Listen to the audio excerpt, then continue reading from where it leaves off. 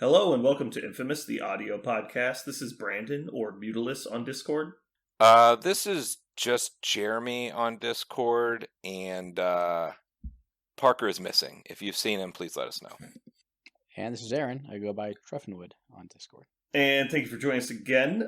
We have some quick announcements. I have all of the Adepticon and Team Tournament battle reports up on YouTube at this point. They've actually been up for a week. I just forgot to say it last time. I actually burned through all those pretty quick. So all that stuff is up there. There's a lot of great games. You should go check them out if you like battle reports. Tell your friends.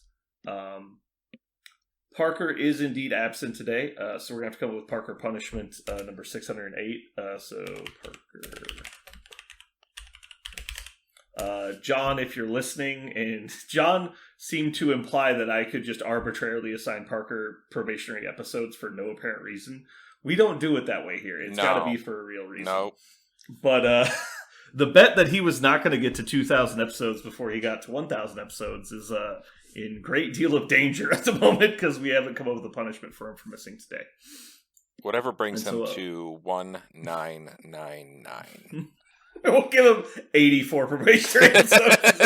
1999. Now try What could go wrong? It's the balls in your court, buddy. I took a look around. I didn't see anything. Do we have any news today, guys? I did not see anything. All right. So I'm going to comment on the news, though. You guys can disagree with me. So all I see on various Discords is everyone bitching about the fact that there's no news on a Tuesday yesterday. Well, son of a bitch. Sky is falling. I don't get it. So we already know we have Squirrel Girl and what's her name coming out like in a month from now. They already read all the news. People are all bitching that we don't know what's coming out after that, or we don't have their tactics cards. I'm like, do people want to like play the game with the models they currently own, or do we just sit at our fucking keyboards hitting F5 and salivating? I don't get it. So anyway, my rant over. I actually 100% agree. I don't understand why all people care about is the next thing. It's like, do you hate this game or something? Like, I don't understand. Like, I thought we played this game, not the next game that will be out eventually. I don't get it at all. Like, not to mention we just had a keynote like a few weeks ago that told us all kinds of cool stuff. And like, that's obviously going to be the news for a while. Like, this is how it goes every year with the keynote. They save up news for like a month on either side of it and just give you all that news at one time. I hate that people don't want to just live in the now. Like, everything is spoiled so far in advance nowadays. Like, I remember back in the day when like you'd go see a movie and there'd be a trailer for a movie coming out next month. And you were like, oh, that's going to be awesome. And now it's like, you know about movies 18 months before they come out. And I'm just like, by the time they get here, I'm like, I don't fucking care. Like, I don't care anymore. Like, it's way too far in advance. Yeah, I wish they would go back, I don't know if they've ever done it, but other game companies have, where they'll just release a paragraph. You don't know what model it's from. You don't know anything. You just, a clue, a hint, a teaser. I hate the fact that they just drop these on us and then give us everything. And people can even play with them if they go to TTS and they're like, yay, I'm going to test this out. Man, I'm over it. I don't like that. I just checked Asmodee's website. There's definitely nothing new on the horizon. So there wasn't any secret spoilers today. Oh, well.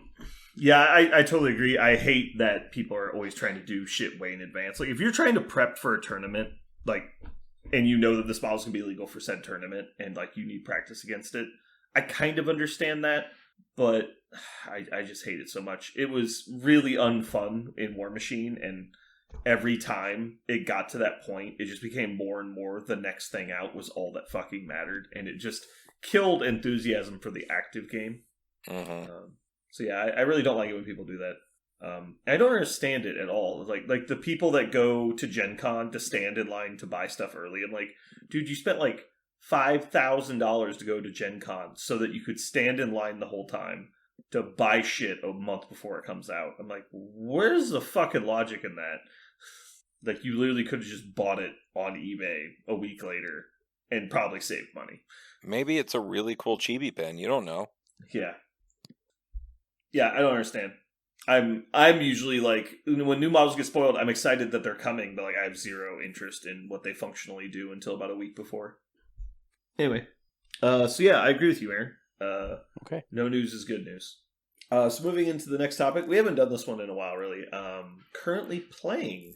What are you guys playing? Aaron, you want to talk about your adventure? Go for it. Ooh, I had an adventure. You have an adventure. How many times have you played Guardians in a row now? 16, I think. What's your goal? The goal was 10, but every character 5 times. I still need to play Agent Venom and Gamora one more time. So I have at least one more game with Guardians, and then I will switch to probably X-Men. How was the 10 games with Drax? I'll give everyone a sneak peek. Okay, I'll answer this, and then we'll talk some more. Well, I just want to, just real quick, can I preface this? Sure. Because when Drax got released, we were unanimously like, this is the definition of power creep. Like, that guy was so much better than Crossbones. We were like, what the fuck is happening? This game just broke. Okay, so back to my story. So I'm playing every model at least 5 times, and I'm keeping a list of what I think are actually legitimately bad models. That list is not as big as you might think. However, Drax was on that list after 2 games with him. I was like, this model is shit. If you're in a competitive environment, you should never put this model on the table. He is no longer on the list. I don't think I would actively bring him a lot. However, in the right situations, he can do what Guardians needs him to do. And I'll get to more about him in a second. Anyway, so I've been doing the Guardians. Jeremy and I went to a local tournament on Sunday. I brought Guardians. He brought some stuff he can talk about. Had a good time. Ended up going 3-0 into Mal, Hulk, and some generic spider foes. The Drax story is his Malekith goes into Bill under Dark Reign, doesn't manage to kill me based on a good defensive roll, and then I fall back. His second attack goes into Drax and leaves him on 1. So Drax puts a vengeance token on Mal and is sitting on 5 damage. Drax then proceeds to 1-round Mal in return. Mm-hmm. So there's the right situation, like perfect setup for Drax. But he's also a potato with DR and a throw. Like he's not horrible. The worst part about him is when he flips, he's got like 10 power ish, and you're like rubbing your hands together, wondering like just salivating. Okay, I got this character that flipped. Let's see what they can do. And you read the card and you're like, absolutely fucking nothing. Like he's one of the few characters that, other than his throw coming online, is no better with 10 power on his backside than he is with 1 power on his front side. And that's just a horrible feels bad movement. So I think that's the worst part about him. They fix that. So for instance, I think if they made his spender 5 dice instead of 3, he would feel a lot better, a little more consistent. Anyway, I'll stop talking. I always felt that his problem was lack of like proactive mobility. Like that always was the issue when I played him, is that he would get controlled out of games so easily. So honestly, I think the 5 dice spender and aggressive would probably put him where he needs to be. But he still needs to not have proactive movement. Otherwise, he'd just be really too good at that point. Yeah, but he's got to have a negative, right? He's a 3-pointer. Exactly. I think he's still, or maybe if we gave him like taunt or something, like something else, sure, maybe to give him a purpose. But yeah, I always thought he was good at what he did, which was a bunch of damage. But the problem I've always felt with Guardians is that they're too static, which is why a lot of the models that get taken in their lists that aren't Guardians are very mobile. And so when you see that, it kind of fills their natural void. When you're playing, like, say, Intrusions or on a D, and you're like, well, one of my models has to go to the center and pick up this extract. Well, it's not going to be Star-Lord, not going to be Rocket. It could be Groot. It might be your other model, like Bill. But if you got to do it on 2 Centerline extracts, your second model's probably Drax if you have him. And he's not bad. Like, he is by far your most survivable. Now he's got the extract. They've got to go into him to get it off of him. So like I said, in the right situations, I think he can fulfill a need Guardians have. But I don't think he's good. But he definitely came off of my absolute objectively wrong to play list. Cool. All right, so the grind of Guardians continues. One more Jeremy, what have you been playing? I have been playing New MODOK. nonstop for the last 6 games. Just jamming him in criminals, jamming good models around him, and just seeing what happens. Me and Aaron kind of talked through different things to put with him, and I think it comes down to, I'm not sure if he needs to be leader or not. I'm not sure if he's better in other places. And I'm not sure of what models he actually wants to be around. He has tons of cool shit, which makes me believe that he might be a good model to drop other places. I don't know yet. Like, I played 6 games. I played in the tournament with him, and some cool stuff happened. But it wasn't like, this is amazing, broken, awesome. It was, this is cool. This is fine. This is doing good. So that's what I've been doing. Cool. I've been playing mostly Hydra recently, but I threw together a Web Warrior roster the other day and played a few games with that. My Web Warrior roster is a beat-em-up Web Warrior roster, and so it's not really designed to win on scenario. That being said, I included a lot of Web Warrior models, so they do kind of win on scenario by accident. I played 2 games against Josh, one of our locals. The first game was very interesting. I was being outscored 5-4 for the first 2 rounds. And then I did the standard score 8 on turn 3 and win. So that was that was kind of shocking. That did not go as expected. And then the second game we played, kind of similar thing happened. It was just reverse. It was like 5-4 for me. And then the last turn I scored to like 15. I was just, he was playing Hellfire Club both games. And mind shielding on Emma actually prevented me from scoring to 16 on turn 3. He was able to mind shielding 3 web lines in a row just to not lose the game exactly. And so it was 15-8 or something at that point. But obviously, being 15-8, like that's a terrible spot. So he basically had to table me, and he came up short. But yeah, it was actually super fun. ASM was pretty disappointing, honestly. But the whole purpose of my test list, which was I got to do because we got 19 points in the first game, was ASM, Miles, Gwen, and then Dynamo, and dang it, I forgot the other person. What is that? That's 3, 6, 11, 15. Venom. Venom was the other person. So it was basically 3 really beefy people on the front line, and then Miles and Gwen in the back. And it went exactly as good as I thought it would. He basically couldn't do any damage to my team for the most part. Like, Immortal Hulk came into me and was just like bapping people and like doing nothing. Like, when you're the first mission or the second mission, we played Scoundrels when he had Immortal Hulk out, and so you can go in with Immortal Hulk. So it's 7 dice attack. You're re-rolling 3 of your successful hits, mainly the wilds, to stop the throw. Then on the backside, they're getting 3 defense dice with 2 rerolls for spider senses, an extra reroll for the leadership, and then getting cover on top of it, being able to mod skulls. It's just like, you're averaging like less than 1 damage with Immortal Hulk. It's pretty silly. Yep. Jeremy, you forgot the most important story from the past week. You played a card. Ooh.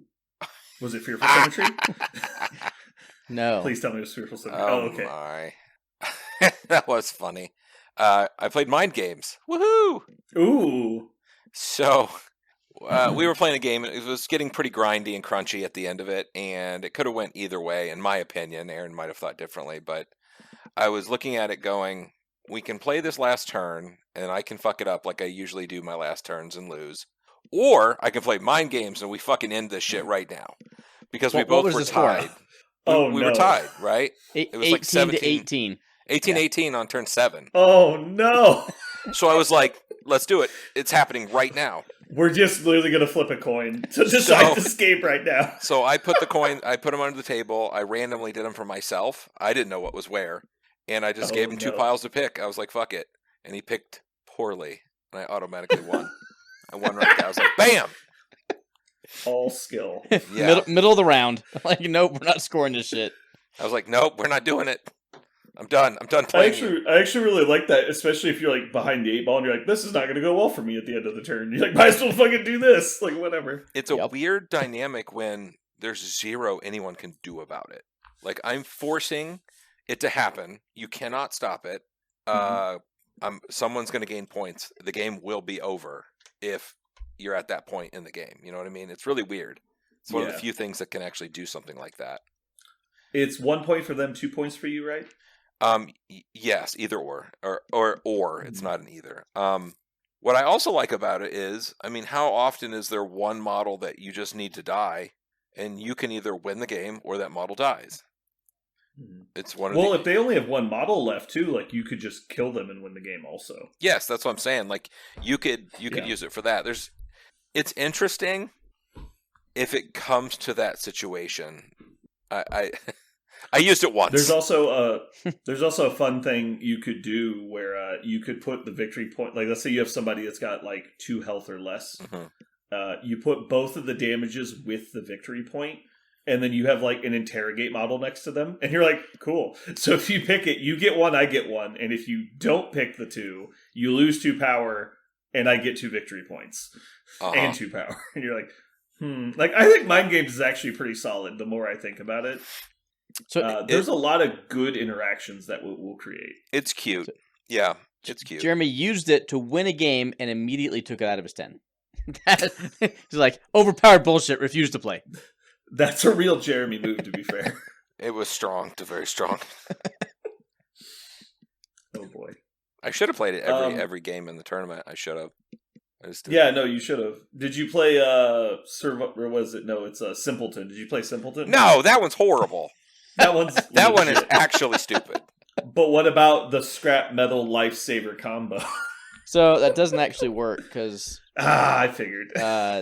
Lockjaw's last minute save was errata to be an enemy effect, so you can't do that.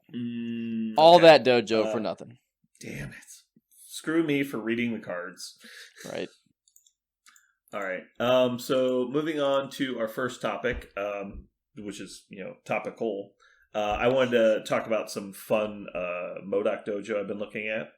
The name of the list is MODOK. So I kind of just threw together a basic criminal list, and then started adding in models I thought that would be fun, interesting combos with MODOK, and then I was going to compare notes on what you've been doing, because you actually played games with them. I haven't had a chance to yet. I do this really cool thing when I'm assembling models, is I take all the cards, I put them directly to the right side of my assembly table, so that way I don't leave them on my assembly table when I go to the game store the next day. Never once have I actually taken the cards with me. I always just leave them on the desk. Because I pick up the models and go, sweet, I've got my models, and go to the store. There you go. Perfect. So I've done that every single time. And so I don't know why I put them there. It's A+ maneuver, honestly. So I had MODOK with me and wanted to play MODOK. Instead, I played Web Warriors because I was like, I've also been wanting to do this, and I have these cards. But my favorite interaction so far is that I found is for MODOK's little buddy, I want to do Supergiant. So Supergiant has Ethereal, so she only takes 1 damage when you stack physical hits to her. She also can block throws into MODOK by standing in front of him. And then she has the gain power thing for enemies that roll crits within range 3. So she's really good about getting up there. You could even give her the Soul Stone, so she gets even more power to feed to MODOK, but I don't think you need it. And obviously she gains life as well, which is cool. The obvious one I've put in here is Gambit, because Gambit can create the wilds right off the leadership. I think that's pretty obvious. Most people probably notice that. But the more I think about it, man, I feel like he has a really high spike potential in this list. Yes, he does. Little power, yes. Yeah. So if you have the power to do the beam, and you can pump it, so you're doing 7 dice, wilds count as 2, but you can spend a power to make a wild out of a hit, then you're getting an extra hit as well. So I was doing the math, let's say you get a wild and 3 hits, then you end up with 2 wilds, which gives you a 3rd hit, which is 7 hits on a beam, and that's basically an average roll. That seems crazy. Or you can do it in reverse. Even if you get no hits and 1 wild, you can use the leadership to make the hit, and then turn that hit into a wild. Yes, all of those things are awesome. I was looking at... He does seem cool with him, for sure. And plus, he can throw out his stealth card and make it a turn where neither of those 2 guys are targetable. Right, and so Dark Past is a good turn 2 play, because you're usually not really close to each other yet, and that lets you play Shadow Organization on turn 3, and so you're getting multiple turns of effective stealth, which is really cool, I think.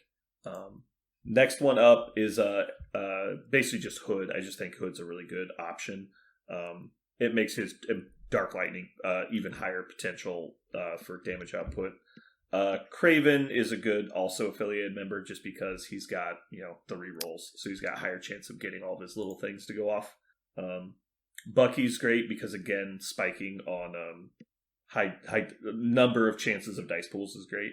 But I tried to put in Old Sabertooth because, again, it creates a lot of spikes when your wild is piercing and generating an extra hit. Pierce is basically worth 2. That seems really good.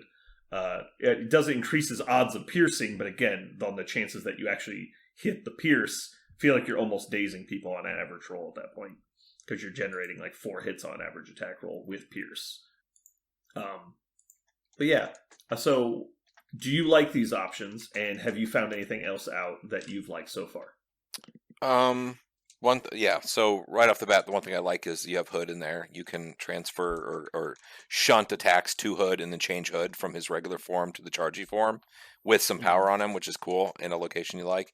And then sacking to him after he's in his shifted form. He's got DR2, which is great. Yeah. Some of the keys that I have in mind that I think were really good. Rhino's always good for criminals, regardless.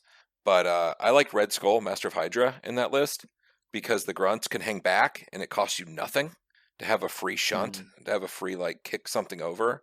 Also, I really like Ulik because Ulik can pretty quickly gain power and suddenly his mountain shatter bone thing he does, if you get the wild, you get a hit, right? So that's part of the combo to get that activation, which I really like that. That's another reason I put in Old Sabertooth, because his big spender attack to generate the extra attack, now you just need the wild. Yep. And you're getting the full trigger. Yeah.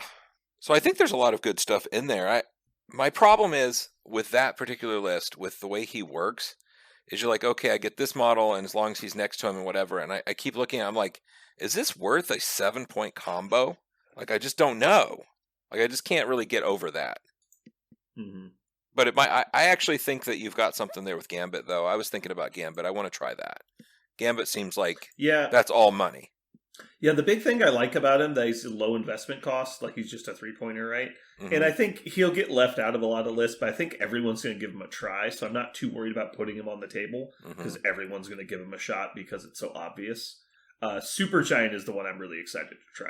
That one I'm actually excited. That might be a really fun combo, and he'll get a model that doesn't get played on the table, which will be really good. What did you see, Aaron, when we were playing, or your thoughts? I didn't find anything specific to MODOK. Our games were more defined with the Ulik versus Hulk matchup and stuff like that. With what you guys have been talking about, I like Gambit. I don't like his spender. I think it's a trap. I think you just spend for extra dice every turn. I think that's fine. It's only when you need that really big attack that it's even worth it. Sure, I mean, they focus him, he gets dazed, he pops with 10 power, then absolutely use it. But I think you need to have a game plan for him that does not involve the spender. It's opportunistic, not a game plan. Gambit is really underrated as a duelist on a flank. He's actually really good in a 1v1 fight. Yeah, it's hard to one round because he's got his version of parting shot. Concur. I think Gambit could take some plays. I think the turn 2, turn 3 stealth is cute. I'm not sure how good it is, but that needs to be game tested. So please test it. I was thinking of another model, Domino, because if anyone charges MODOK or charges Domino, they don't get to spike into her, and he can pass off to Domino. Again, you can't spike into Domino, and if you come close to Domino, she blows you up. And nobody it's just one of those things that, so then they have to leave both of them along? I don't think so. And then you incinerate whoever's close enough, and then MODOK gets to blow the shit up. Domino has tons of extra power for MODOK to use. She's one that I'm looking at that I like. Are people afraid to attack Domino? I've never had that feeling. I'm always afraid to attack Domino. It seems like it's worthless.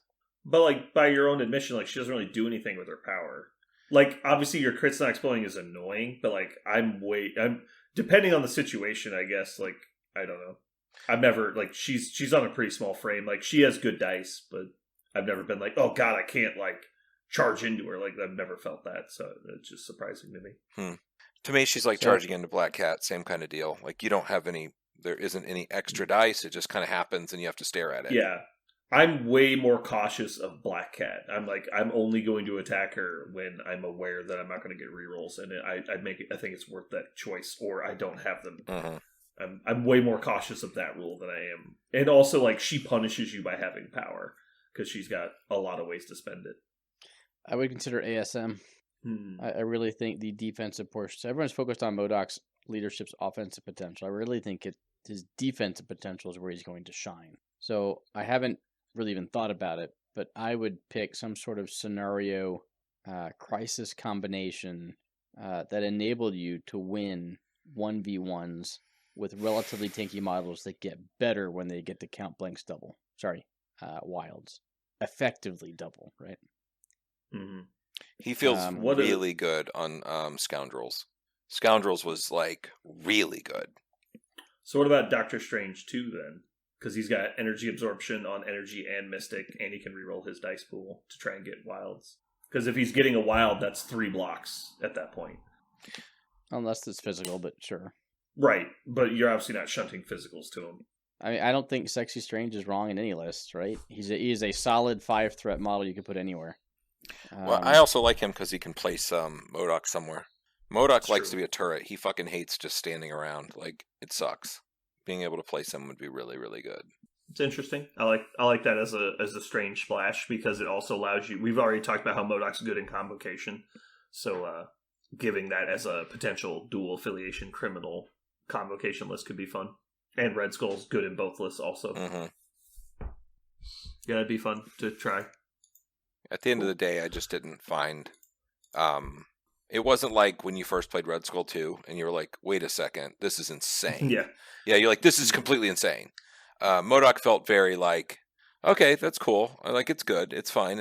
It's like we were talking about, like game softeners or whatever, having slightly better defense and slightly better offense. That's where it kind of lands. It hits me kind of like the Guardians leadership. Like it's like you have a couple dice spikes a turn. That's basically what your leadership is.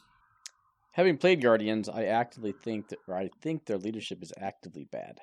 I do too. I've thought that forever. Like I don't understand why people are like falling all over themselves for this leadership. Like it's just okay.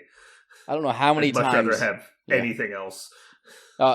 So I kept track during like Jeremy in my games. MODOK's leadership was much more effective in turning dice into successes than Star-Lord's. Yeah. Anyway, won't talk too much about Guardians, but they're good because they have a really... They're like X-Men. Their models are cheap and above the power curve. Yeah. So they don't need a superior leadership. They just exist and are good that way. Mm-hmm. Yeah, but X-Men compound that with a very strong leadership. Yeah. Okay, good. Yeah. Just make sure we're on the same page.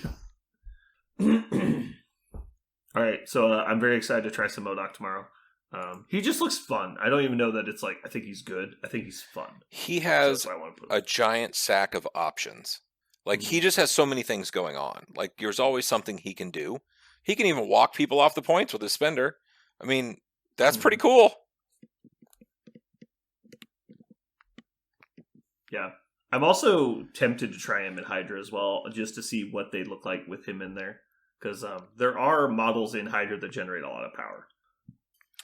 And that would be interesting. I can tell you the way I've played him, I never really had much power. I've tried all the ways that criminals can gain power, and there's just not that many. Like, they're kind of power starved. They're one of those affiliations. So to see him in another place being actually able to do range 4 strength 5s with 3 rerolls every time probably is pretty good. Well, also, like, I've played exclusively the Strucker side of Hydra, and so when you don't have to take Strucker anymore because you're not doing the status effect plan, then, if your core of your list is MODOK and Red Skull, and your leadership is gain extra power, now all of a sudden the whole world is open. Like, you can do whatever you want now, because you have a 11-point buy-in for Bob, MODOK, and Red Skull. That's pretty good. You can just throw in whatever else you want, you could still even put Venom in. Venom still works, you just don't care about the healing, and you just care about, oh, you're going to attack MODOK. Well, actually, you're hitting Venom. And you're like, great. I'm very happy about this. Mm-hmm. One thing it does, though, is it makes X-Force that much worse. You're like, oh my god, you get all the... So we just talked about how Guardian's leadership is not very good. Yeah. Do we really need to go down this road? Okay. We don't need to show Nigel every week. Listen, yeah. I mean, yeah, it was a little bit of a dig. It's personal. It's not business. I know. We have a rivalry with the Muse crew now. All right, cool. Well, that's going to basically wrap up our dojo there. Next up, we have a main topic today. We had a lot of people coming out to our team tournament recently. We had the 48-person team tournament. And we had a huge number of fairly new casual players there who all seemed to have a really good time. And it was mostly made up of a lot of people who don't normally go to tournaments. And so that, and a couple other things, spurred a few questions that we got asked. Why don't casual players go to tournaments more often? And I kind of wanted to tackle that along with a couple other small issues. In my opinion, a lot of people have this negative attitude towards tournament players from war games, and I don't really understand why. I understand, some people don't want to, put the effort in to play, the top tier of the game, and they just want to, casually play the game, and that's fine. There's nothing against that. But also at the same time, if you go to a tournament, it's more about getting the quantity of games than it is about the quality of games sometimes. And you can go either direction on that. For me, I like the high quality of games, but also I like the quantity of games. Both are fun.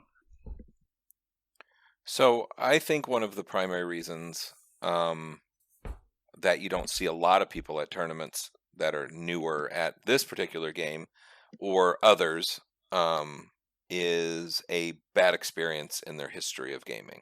I think everyone can tell a story about that guy who you played who you just wanted to walk him off a cliff just because of how they treated you or the thing they did or the thing they said or whatever. And I mean, it really is a one-off kind of thing, but I think that turns people off really quickly, and sometimes they'll just never come back. Yeah, I've had a bad experience with people at tournaments for sure. I will say that cost is an issue. And what I mean by that is it's not that people can't afford the $10 entry fee. But back when I picked up War Machine, and no secret, I was not good for my first 6 months. I just got the shit kicked in. And the person who won was the same person who won the local steamroller every month. So it was like, well, I guess I'm going to show up to give you my $15 now. Why would I want to do that? So you can show up to casual night and play, or I could show up on Saturday and I can give someone else my money. And I will admit, obviously I stuck through it and I played War Machine and got good and I won some stuff. But it did feel bad when I started out, knowing I wasn't going to win and knowing it was costing me money and someone else was winning it. So my 2 cents there is I wish tournament organizers would give out a plaque or a trophy, and all of the store credit should just be door prices. That way, sure, I am contributing to the store. They're going to take that money and give out store credit, which is a bonus to them, but it's distributed, quote unquote, equally / randomly. I don't feel like I'm walking in and giving the best player my money anymore. So, anyway. So in that example, do you think that's just a psychological thing, or do you think it's actively they don't want the money going to the person who wins? Well, what do you mean psychologically? Well, because I'm just from a logistics standpoint, because I run a lot of tournaments. If I go out and buy a plaque for the person who wins the tournament, the time, effort, and cost of that plaque is going to be enough to eat into the prize pool in a 10-person event, Sure. A pretty noticeable chunk of the prize pool. To the point where I would actually be giving them more of the tournament dollars than I currently do to get them a plaque. So I would be okay just giving out prize support to people who came distributed randomly. If I was to come to an event, I don't need a plaque. I've got enough stuff over the years. that the plaque would be almost useless to me, right? Mm-hmm. But if it's your first one ever, then that plaque might mean a lot. So I think it's hard to decide what people would prefer. It's really hard to make everyone happy because everyone's there for different reasons, right? Absolutely true. I'm throwing out something that I experienced earlier on in my wargaming career that might be a reason why people don't like going to tournaments. I will say that was something about War Machine that was better. Like back in the day, they had the coin kits, is what they called them. There was a first, second, and third place metal coin, and then that was like a $20 kit we could buy. And so that's your top finisher's prize, and then we could just do door prizes or pizza or whatever we want to do for the rest of it. And so that made that kind of stuff a lot easier. And, people didn't play War Machine to make money, right? Like that wasn't something that happened because the prize pools were always so small for War Machine because people were just there to compete. They just wanted the competition mostly. Sure. And like I said, $10 is not a big deal. Like you have an 8-person tournament, the winner's walking away with 40, 20, 10, something like that. Like you're not being a professional wargamer. It was a feels bad when you weren't a top player walking into a tournament, knowing you were paying money to one of the other players. I get that because I've been there too. Like we're going to a tournament, I know I'm not going to win, so I'm just donating money. I think it's important to remember that like the stores don't charge the money so that they can give it to the person who wins. It's more of a we have to justify the cost of organizing this event. Because, people don't realize it actually costs stores money to run tournaments most of the time if, no one buys anything. Oh, no, I definitely think there needs to be some sort of benefit to the store. So I'm fine with the tournament costing a small amount of money. No issue there. And I don't think other people have issues with that. So, I mean, you're kind of on the edge of something as well. The idea of you go to the tournament, free or $10 or $20, whatever, just the feeling of I'm going to go there, I'm going to lose 3 games because these guys play all the time, and I'm going to feel dumb. Like, that's also a thing. Like, you don't want to feel, stupid or lesser or whatever. And how do you avoid that? I mean, that... especially when you're a new player, you don't want to get fed to the sharks. So I know when I was very early on getting into war games, I had competitive anxiety. And so like when I went to play a game, I don't know why, but like I had never done anything competitive in my life before I started playing 40K, like on a 1v1 kind of basis. So when we would start playing, I would just get this anxiety. It was like, oh my God, I can't lose this. Like, what happens if I lose? And like, it took me forever to get over the fact that, it's just a game and it's fine. Like, it doesn't mean anything. And so for a long time, I was like, I would try so hard to win every game because I thought it was like, it's like me versus you, and it says something about how good we are at playing this game. And it's like, but then you eventually get to the point where you play enough games, you're like, oh, now, it doesn't matter. These are just games. Like, there's so many little, like, you win enough of them that you realize that there's no ego involved. And it was, all in my head the whole time. And so at this point, like now that I'm not, in, high school anymore, I think for a lot of people, there probably is some level of social anxiety on that too. Like getting into a new game, like, I've been trying really hard to win, or whatever happens to be, you meet somebody who's trying really hard to win and you're not. Like it can have weird social effects on like the way the game gets played. And so I definitely think there's something there, like, showing up to a tournament and like, you're the small fish and you're probably just going to get, beaten up all day. And you're going to pay money to do it. I can definitely see like there's some reasons people wouldn't like it.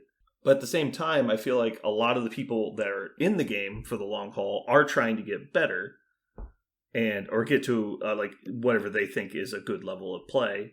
And I think the best way to do that is to play as many games in rapid succession as possible, because I think that's how you learn the best.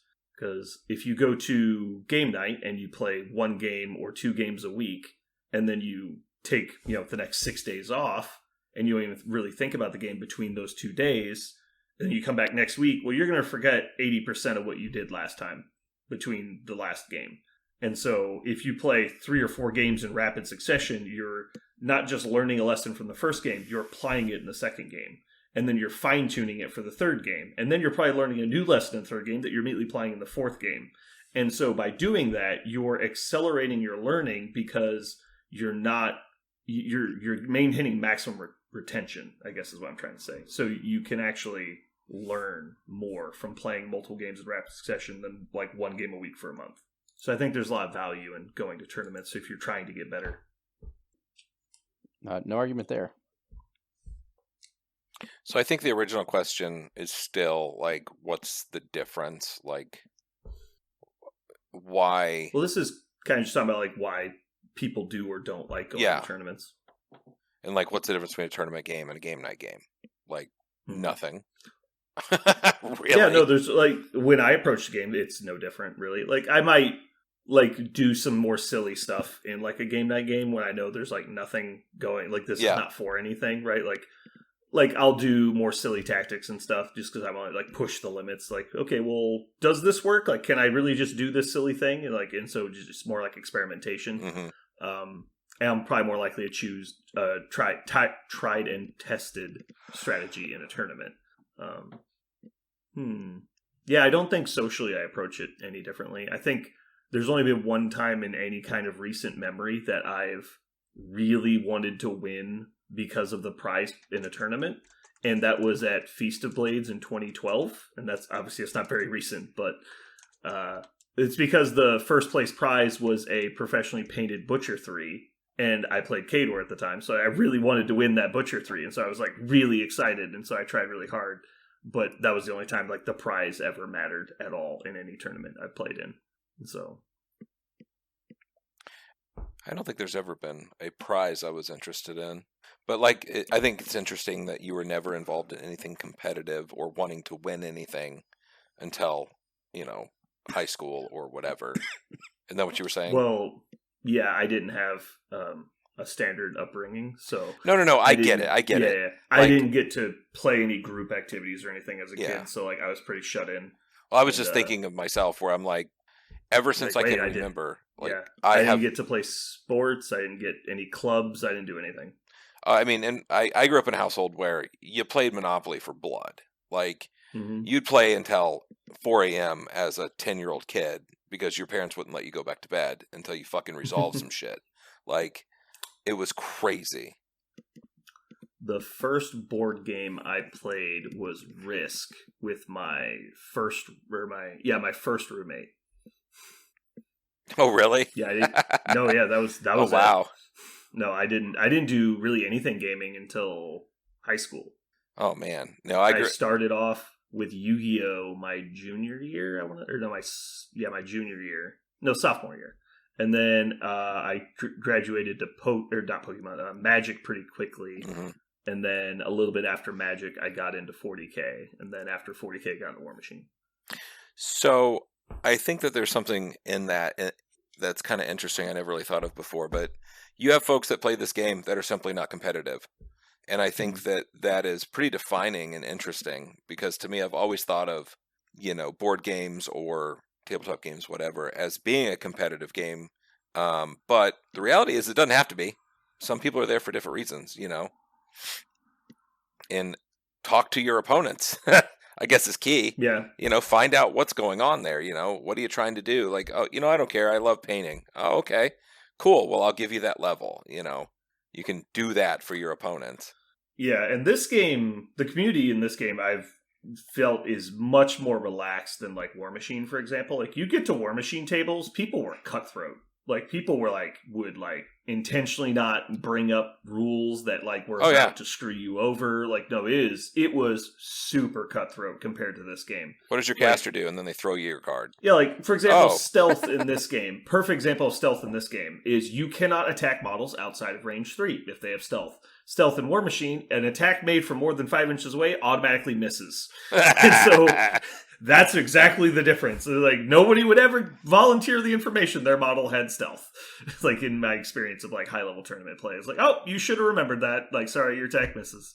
Oh, damn it. That's interesting. Yes, because that is very true. That's very different and not user-friendly for War Machine, but very user-friendly. So something I used to tell people to do is hey, if you're not here to try and win, but you want to try and have the best games you can, and you get to a table and you can tell like your opponent is like knows what he's doing, just concede at deployment and ask them to play a friendly game. And honestly, I saw people do it. They're like, this was actually much better because they were actively helping me. Because like the game, like this doesn't matter. It's now a friendly game, and the interactions were very different.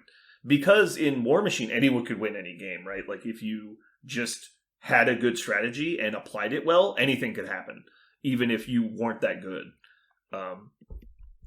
So yeah, in this, I haven't seen anybody doing anything that I would consider even like borderline cutthroat, except for like a very, very few select people at like traveling conventions.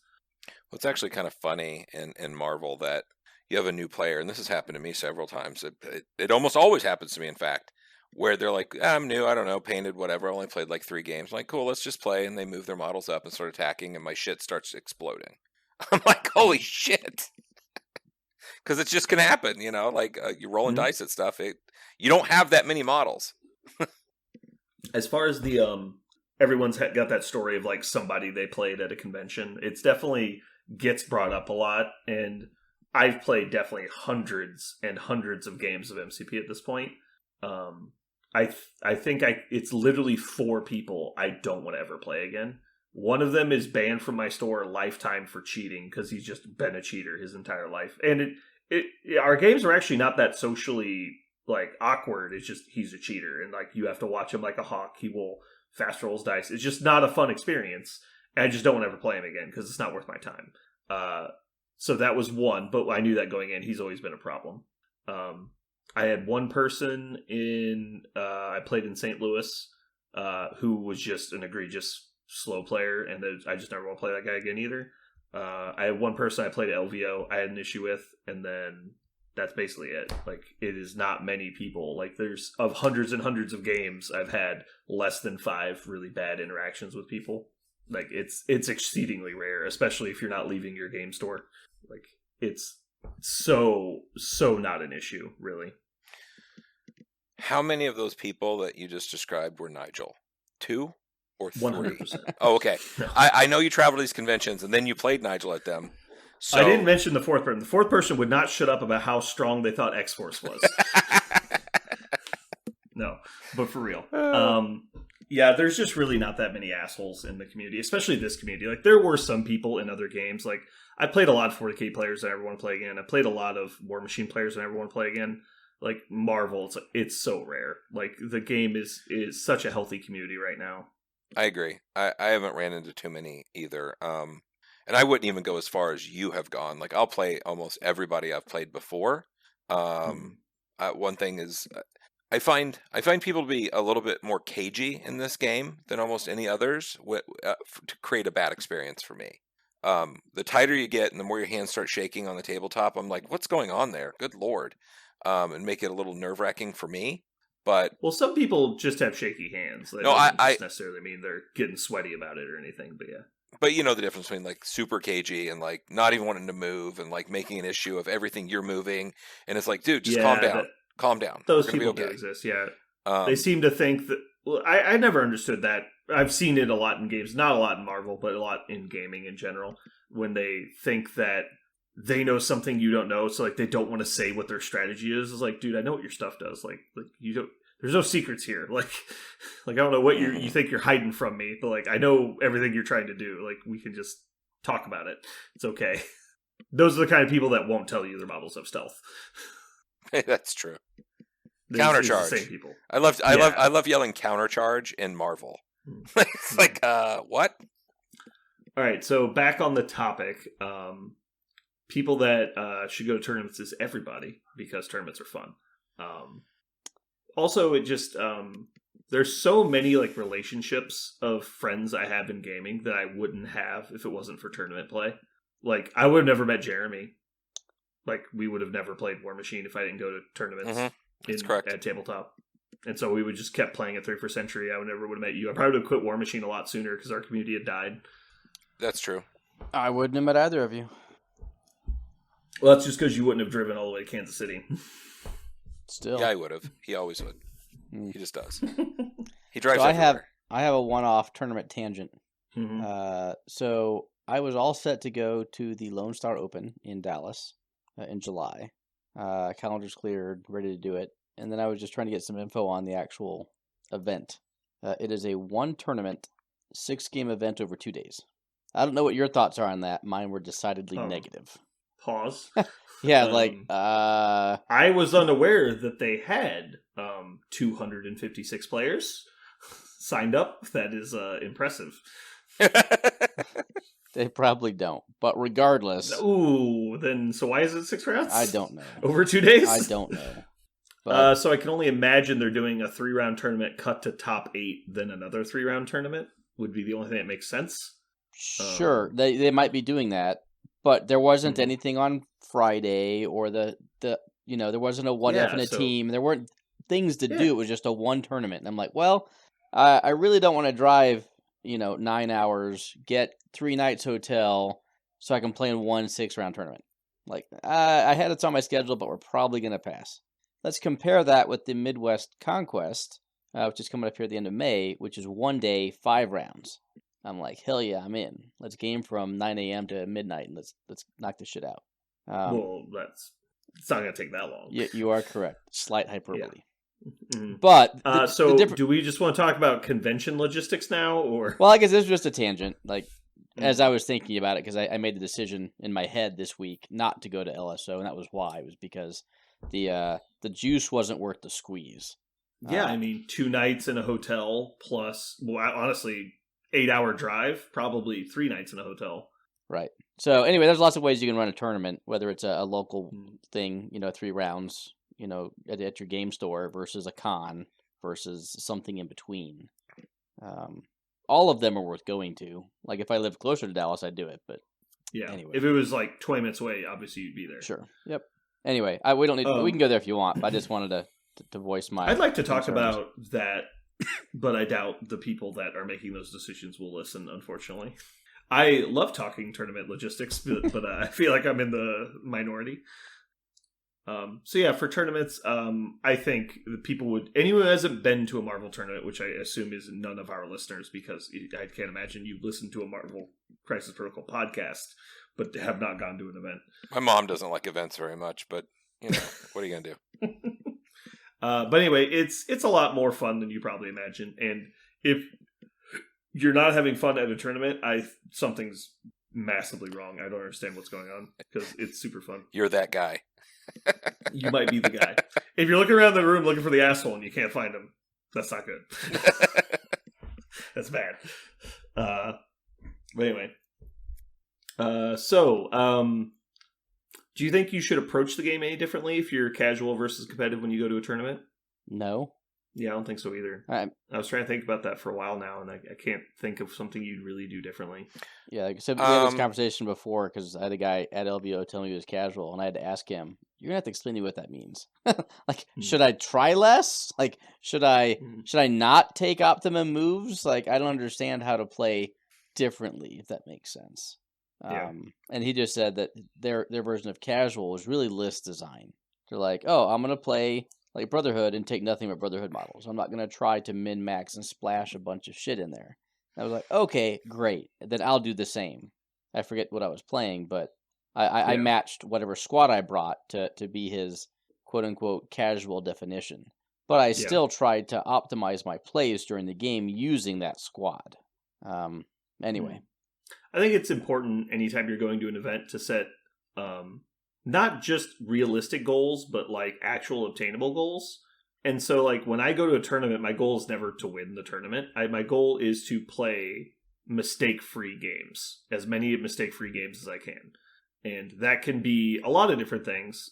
For me, it's not like forgetting triggers and, not making obvious play mistakes that I think about in hindsight.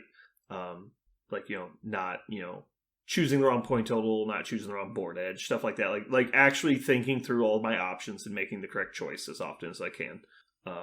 But for some people, I know it's as simple as just have fun all 3 games. And that's pretty easy to obtain. And so just think about what you want to get out of your 3 or 4 games at your tournament and just put that in motion. Just try and make that happen. It's really not that hard. If your sole goal is to get first place, then I don't know. That's weird. So there is something. So if it's a game night, casual game, whatever, versus my mindset versus a tournament game, the one thing that I will do is I will ask why did you do that, or try and like pause for a second and be like, I can do these things. Are you sure? Like, can you help me out here? Like, I like to have a discussion sometimes, especially when someone does something that's just like completely confusing, or seems like completely wrong. You know, like why would you come one off of us the point? does not understand this information. And I always find that to be useful, and because half the time I'm wrong. You know, I'm like, oh, I didn't think about it like that. And during a tournament, it's not the time to have that mindset, but I really do try and learn during every game. But it's great to be able to dive mid-game and be like, what is this about? You know, like what? Okay, so you moved here, and how are you going to get points now? I'm going to have this. And they're like, oh, well, I plan on doing that and then moving back. Oh, okay, cool. Without having, because again, I think my memory is getting shot, because like after a game, they're like, how'd that game go? I'm like, I don't know, had some fun. It was good. Win or lose, I don't know. You know, like, I don't remember. But during the game, I'm able to like let's go through that and talk about it, and I can learn something at that point. So apparently I need to be a more competitive gamer because everything you do that shit during a tournament. Yeah. Dickhead. On the last big tournament, like my opponent's like, I'm going to Helios you. And I'm like, okay. If you do, I'm going to play Eye in the Sky and you auto miss because I'm out of line of sight. Like, why don't you take that back and do something else? And they're like, no, fuck you. I'm going to do it. I want you to burn Eye in the Sky. And I'm like, okay. I play Eye in the Sky. You miss. So, I mean, did he put power into the Helios? Yes. Oh, okay, then 30 power. Still ended up killing me because gotcha. His second and third attacks didn't lead line of sight anyway. Homing rockets from Iron Man. Bet you feel real stupid now. Me? No. I'm just pointing out that even in a competitive tournament scene, I'm like, are you sure you want to do that? Because here's the actual interaction. Like, I just wanted to make sure that they understood the rules. I think I would also do that. Like, hey, that's not going to work. Yeah. Or it will, depending on what your objective is. If it's to burn Eye in the Sky, it's going to work great. I take it back. There are people I would do that Okay, fair enough. One of them is Jeremy. You would. You absolutely would. I would. He'd be like, Helios? I'm like, how much power are you spending? And he's like, all of it. I'm like, all right, can you count it? And he's like, 38 dice. I'm like, I use Lifesaver. And he's like, God damn it! He just flips the fucking models over. So like, that would be exactly what happens. So, no, it would take at least 4 to 5 times if we have to walk through it exactly like that and meet a table flip for me to stop doing it. Like, I know what you're not going to get me with this game, you son of a bitch. And he'll look over and be like, all right, so you don't have Lifesaver this time. I'm like, nope. And he's like, all right. Helios. All right, how many power? 38. Cool. Escort to safety. And he's like, God damn it! And he's like, all right, do you have escort to safety or Lifesaver? No.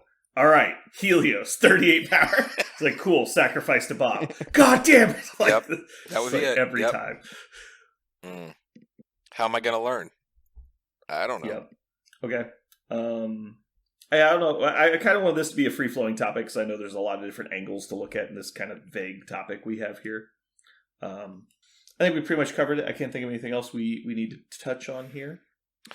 I think Marvel is a really cool mix of all of the right games and the people who are playing them. I never knew the X-Wing people, and I never knew the Guild Ball people, at least the pure Guild Ball people, the people that went from War Machine to get the whatever.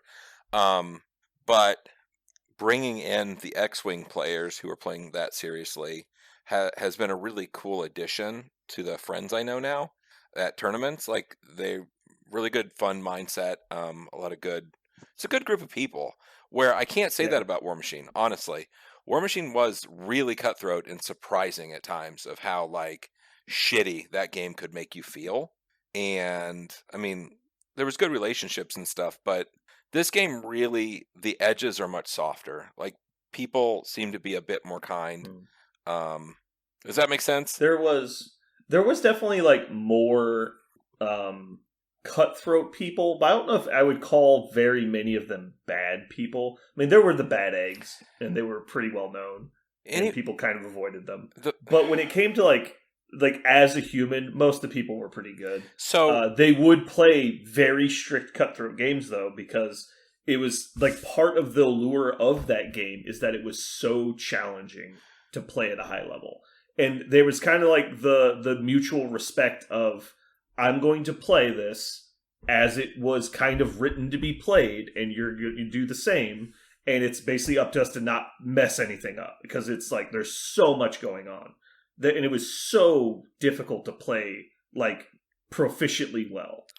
But War Machine game had a bit of like, we all went through the Crucible. Like everyone went through the pain of it, so we all I had suffered that. through. Yeah, like we're all looking at each other, and it's like, you've been to World War I, right?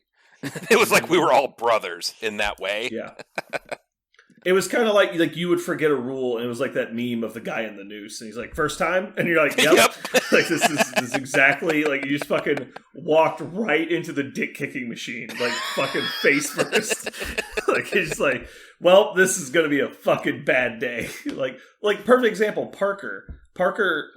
He worked for years to try and get like on the top of the War Machine Mountain. Goes to our local convention, playing one of the better Lich 2 players in the time. They go to a lunch break before the final game the next day, and like 6 people coach him on how to beat this guy.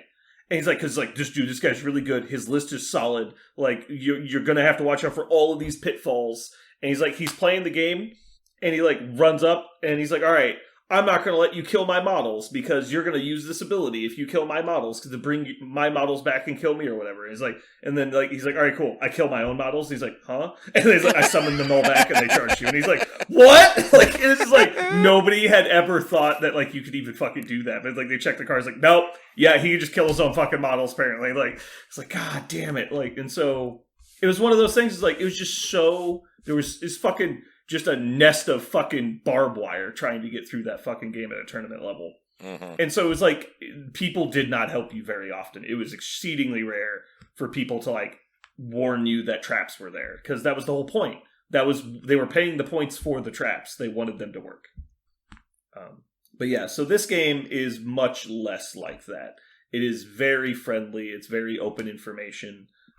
You will get caught by stuff, but like, you know, for the most part, it's not like game ending kind of shit. It's like you'll do Hulk's gonna Hulk smash, you know, Super Giant once, right? And then do 1 damage, and you're like, oh shit. I didn't know she was, you know, can only take 1 damage from physical. Like that stuff will happen. Most of the time though, people will warn you. There's only one thing. And also like, dude, one of the last tournament I played in for War Machine, I asked my opponent, do you have any, like right before I made an attack, do you have any anti-shooting abilities that would stop me from shooting your Warcaster? And he said no. So I walk forward and shoot his Warcaster, and he goes, sack pawn. And I'm like, excuse me? He's like, well, you didn't ask if I had sack pawn. You asked if I had anti-shooting abilities, and there's nothing in the game called an anti-shooting ability. And I called the judge, and the judge ruled in his favor. And I was like, I'm never coming back to one of your tournaments ever again. Like, this is some fucking bullshit right here. I was like, yeah. And the model, the real fucking thing that pissed me off, the model that he sack pawn to didn't have sack pawn. like that, the interaction did not exist on the cards. It was a CID rule that went in a month prior that I had no idea happened. Oh my god! So I didn't follow CID. I was so pissed. I had him dead to rights. Like, it was literally automatic game over, no dice. Like, all I had to do was not roll like fucking trip once. Anyway, so yeah, that doesn't happen in Marvel, which is good. But yeah, I think there's actually a pretty big gap. Like, when we first got into the game, the gap between like a new player and an experienced player was very shallow. It took you like a few weeks to get up to speed. And that has been growing. Like, the time period it takes to get proficient at the game has been growing because you have more stuff's coming out. But it's not that it's like the quantity of things coming out. It's that the game has evolved, like the new missions specifically. I feel like there's a lot more of, you gotta know how to play the missions and all the different interactions that can happen with scoring points and everything. And that gap is widening. And the best way to shrink it again is to get out there and play some games versus people that know what they're doing. And so I think if your goal is to have fun with the game and play it more, tournaments are big thumbs up. All right, we've ground that to dust. It is dust. Yep. This is where Parker would read his from the forums. Or no, sorry, not from the forums. His comic corner, but he's not here. We've left the forums to die on their own, a natural death. Ooh, I know.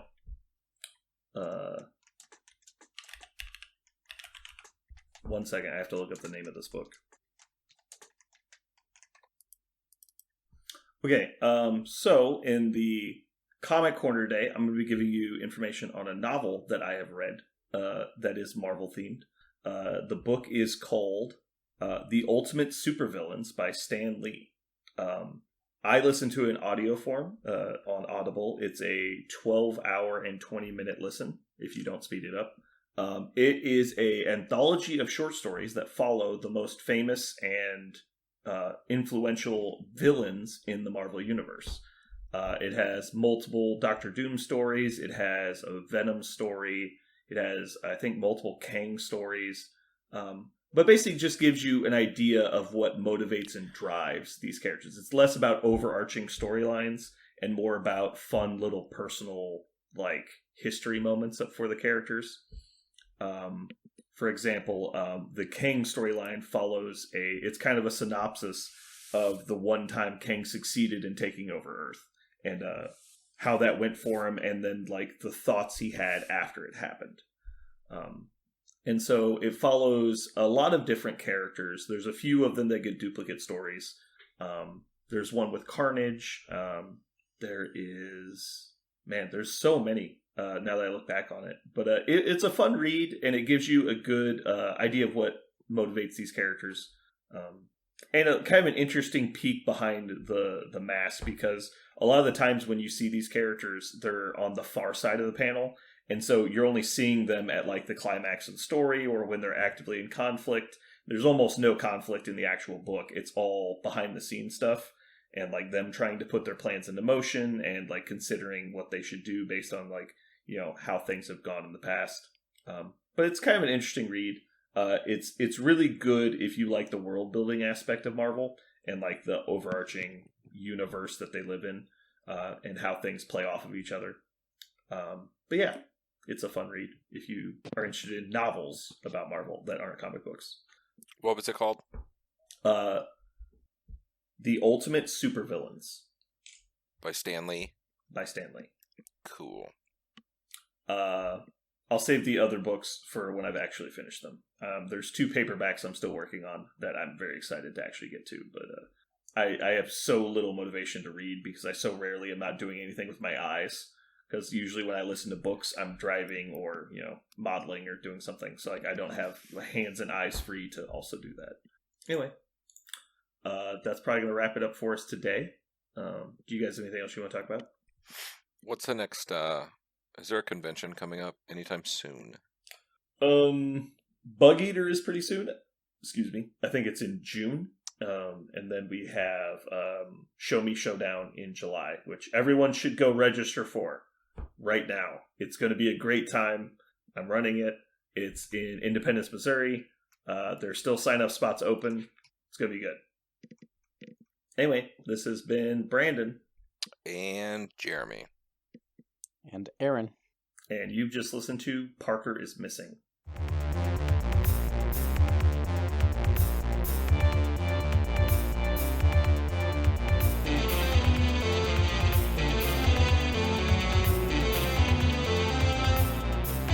So what are we going to call this thing? I got it. Okay. Incredible, new, fantastic, astonishing, mighty, original, uncanny, sensational podcast. I'm just going to put down infamous.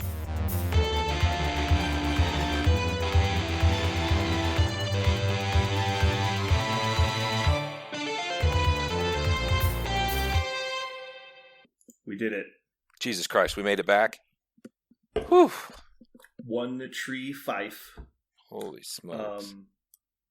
I think we should have a segment where we read out our national Longshanks rankings as, like, just a segment. What do you guys think? No. Should have been done about 2 months ago. Now, totally against it. What? Why? Did you fall? I happened? plummeted. What happened? Really? Oh. Where are you at now? I'm way down. I just there. looked like a week ago. and you were doing pretty. Oh, Jeremy's actually ahead of me. I'm the lowest one of the three of us. I'm pretty sure. I haven't checked my EP in a while. Wow, England's 18. Technically, we're kind of some badasses. I mean, up there. Whoa. Yeah. I mean, all right, so I'm just going to do it now. This was mostly a joke, but actually I'm going to do it now. So Aaron is 14. Aaron, England is 18. Jeremy, where'd you go? What are you looking at? Because Longshanks national rankings. oh, national in the U.S. Yeah, national. Okay. Parker is 19, one behind Aaron. That's funny. Jeremy, I lost you. I saw you on the list earlier. oh, probably 3-4 pages back down. Constance, 57. Mm-hmm. Brandon, 69. Nice. Oh, yeah.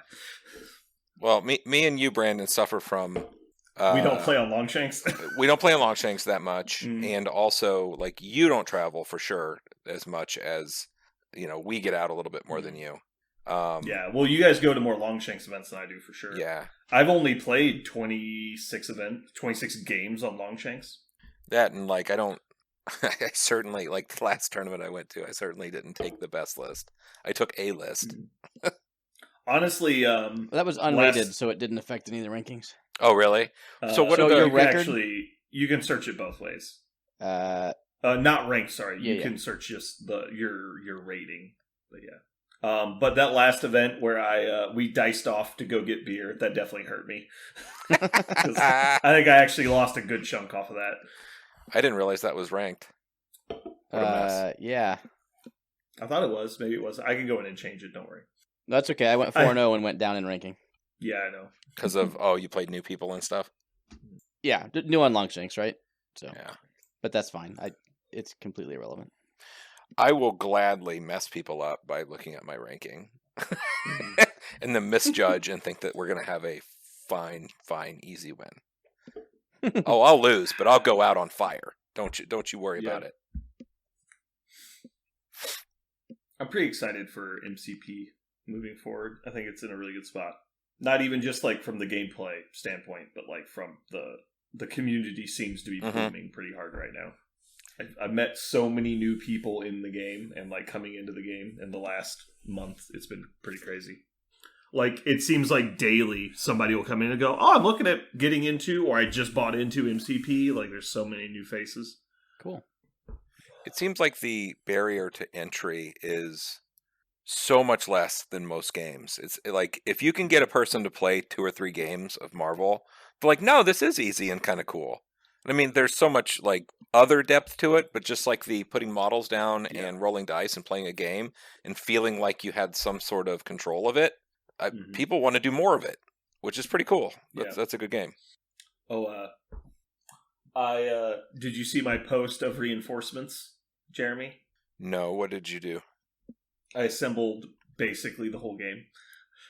I didn't realize how many models I hadn't assembled yet, so I got where 3 Sentinels. Where I said, I can't believe you painted all of that gray so quickly.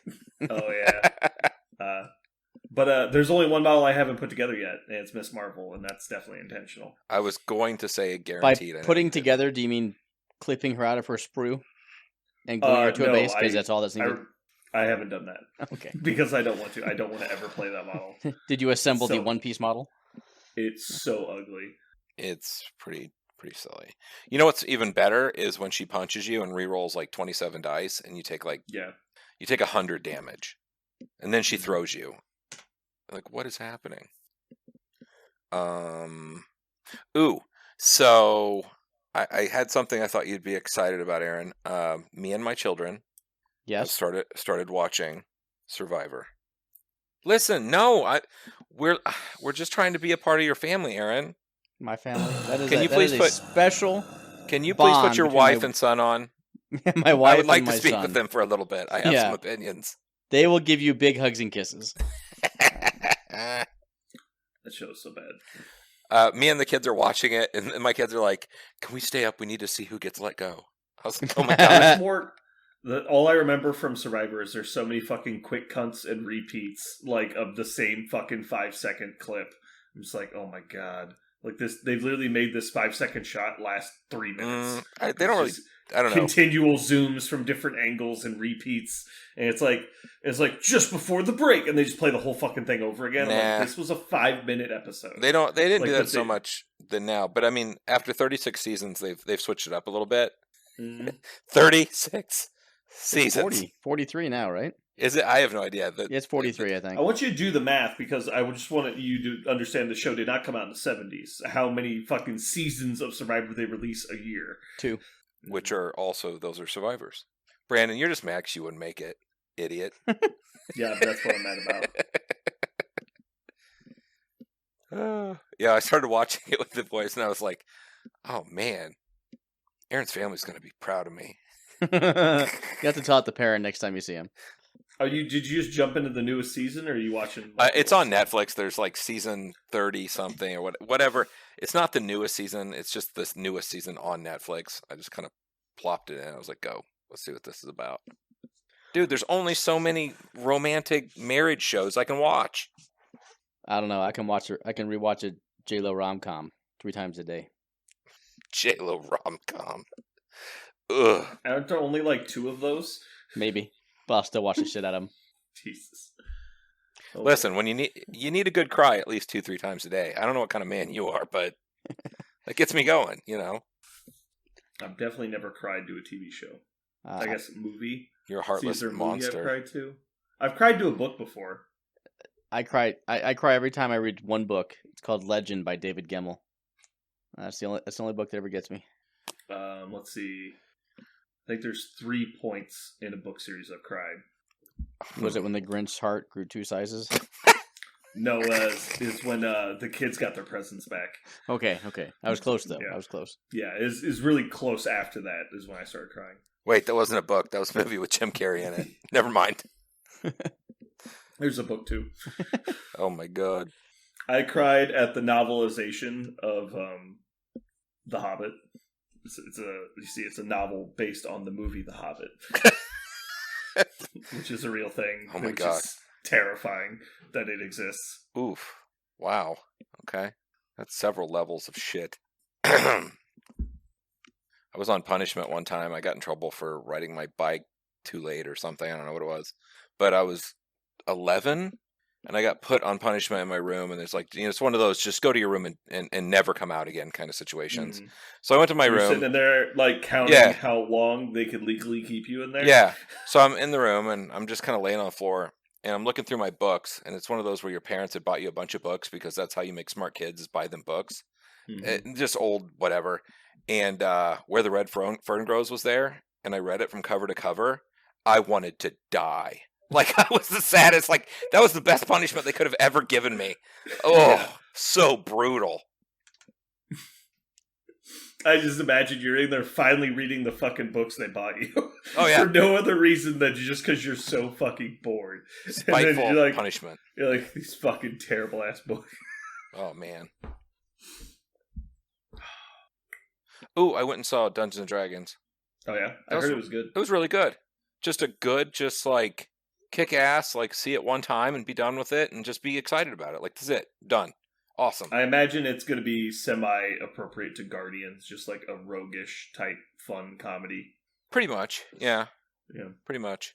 Like, I mean, it's not hard to do a good fantasy movie. I don't know why we don't have more of them. Like, you just like throw together a random plot and just go. the upsetting part, there's the upsetting part, which is we went to get food, me and my boys. And I'm like, okay, cool. That's pretty upsetting. We got food. And then I said, you want to go see a movie? They're like, cool, let's go see a movie. We come back to the house to get their coats because it's kind of cold. It's like 7:30. Movie starts in 15 minutes from then. I said, cool. You still good? You want to see the movie or you want to stay here and go see it tomorrow? Yeah, we want to go see it. I went. I spent $40 fucking. I look over after the movie's been playing for 30 minutes and they're both asleep. They both owe me $30. Like, they owe me money. Like, Yeah. oh, man. I get so frustrated when I like try like people are like, what do you want to do? Is like, well, we could do this, and they're like, yeah, let's do that. And they like seem excited. I'm like, I go through the effort to like get this media and show it to somebody, and then they're like, don't care at all, and I'm like, God damn it, I'm never gonna forgive you for this. Yeah, I was like buying the tickets. I'm going, man, this seems like a lot, but I forgot movies cost a lot. My kids are like, yeah, and I look over, they're both fucking sleeping. Like, this is not happening. That's like their movie too. Like that's Yeah. something they should be watching. Totally, yeah, and it was great. Like, I'm laughing, thinking, boy, they sure would like this part. You can just reach over and like shake them, like get up! You're gonna watch every fucking second of this movie. Yeah, no. So we came home and we watched Survivor. I got my my paint room set up. Oh yeah, Nice. Oh, here I'm gonna have to turn off my background so you can see Jeremy. I will describe it to Aaron. Aaron, feel free to turn off the there's really no background. Jeremy, you can confirm there's no Okay, background. he has no background currently. There's no background. I all see right. paints. I see. So check this out. Okay. Ooh, a sunglass wrap for paints. It's not. No, it's a lazy Susan. God damn it! It's just like the one at the drugstore. But yeah, so I got that. We got these cool little LED lamps. Uh-huh. Like, What kind of paints are those? these are the P3s. Gotcha. And then I've got Reapers, or Vallejos mostly over here. I've got this box of Reaper paints. I got a huge box of Minotaur paint. I got a whole bunch of paint. I Yep. use a Vallejo for airbrush primer. I want to be able to get on the internet and say what paint is best, and then it tells me, but it will not do that. Vallejo. No, it will not do that. Vallejo makes the best paint. Incorrect. There's a lot of other good companies, like really good stuff, but Vallejo is it's probably the cheapest, and I think it's the best. They just reformulated all their paints too, so they got like they got a fresh new line. Outside of Vallejo, Scale 75 is really good, Turbo Dork is good, and Pro Acrylic is probably like the runner-up for next best. But yeah, anytime you're going to like premium quality levels, like you're not gonna be able to tell the difference. Like they're all great. Like any of those are top tier. I like the P3. It's just they're missing so many colors, and Yeah. like some That's of the them. only complaint I have about P3 is just their color line isn't that big, and because they made paints for their game, there's oversaturations of specific colors. Like there's so many greens. There's only like 4 blues. It's like Yeah, and there's legitimately only 2 fucking grays. It's kind of annoying. their metallics turn to shit pretty quickly. Really? You think so? I've always had really good luck with their metallics. Maybe I'm not I have- mixing them every week, but yeah, like they've turned into like blocks on me. A lot of them. Well, they don't have the best bottles, to be fair, but they have like rubber tops, and if your rubber dries out, they will dry out. But if your rubber stays fresh, then they usually are pretty good for the whole time. I don't think I've ever thrown a bottle of P3 away because it dried out, though. I will say P3 does have some paints where I'm like, man, this is my favorite color. This is my favorite paint of this color, and I will never find another. Yeah, Thamar, their black is really good. Their white's just okay, from what I recall, but their black was solid. Their black's good. The underbelly blue, that like whitish blue, Yeah. like that is amazing. I love that one. Yeah, it's a great linen color. Great, gray coat gray, fantastic. Draco Gray's great. Coal Black's pretty good. My favorite like sleeper color that nobody knows about though is Trader Green. Oh, I love Really? Trader Green. I put Trader Green on every fucking model. I don't think I looked It's at that. it's supposed to be the color that the Crow's Cutthroats were. It's a Mm-hmm. really flat green. Oh, it's so good. I use it as my manhole covers on my MCP models, and I try and sneak it. It's a great like an army color, like not like a fatigue type color. Yeah. Like so, I do it like I think I did Sabertooth's pants, Trader Green. I just try and sneak it in. It's just a good neutral color that like kind of just blends into the background. It's really subtle, but yeah, I love it. It's probably my favorite color from their line that nobody knows about. But my favorite color from their line is actually galvanized steel.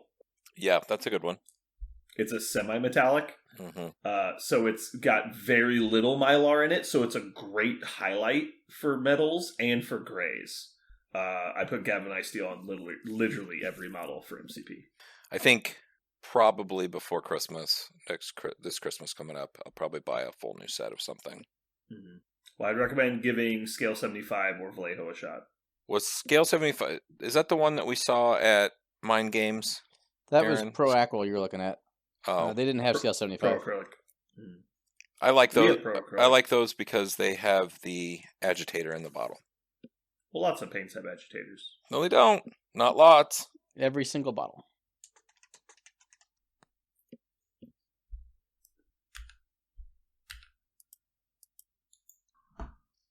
So, what do you guys want our main topic to be?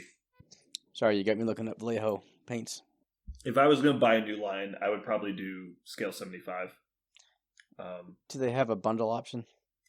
Spend $200, get every paint they have, or something like that. I don't think they do officially, but like we could do something like that. We don't carry their full line. The problem with a lot of those paint companies is their paint lines are so massive. Like Vallejo has like 5,000 colors or some shit. Like it's just like it's too much. So like you end up having to buy like their game airline or their game color line or their model airline or their model color line or their metallic airline. And it's like they have all these different groups, which is nice because they fragment it out, but there's a lot of duplicates between all the lines because in the airbrush line, they have like silver. Then in the metallic airline, they have silver. And in the game color line, they have silver, which is the same color. It's just not airbrush thinned.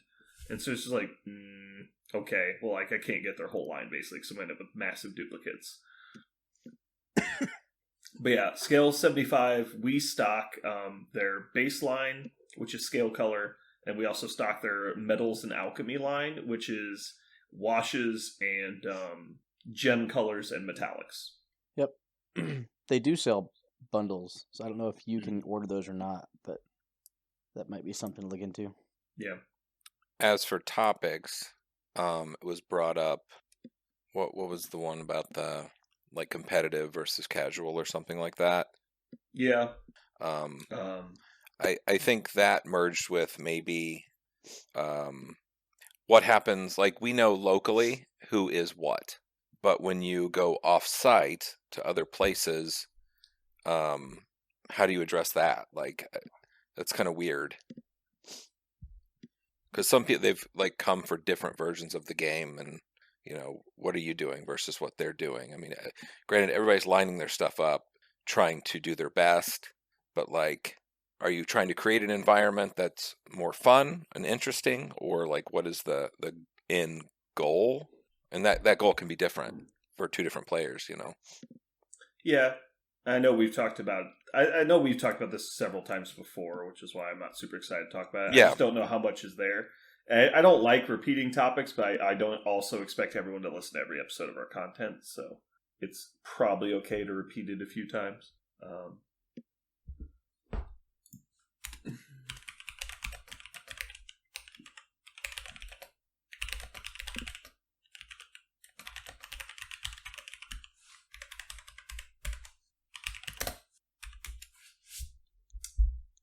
Like I was saying earlier too, I don't think we can go over missions enough.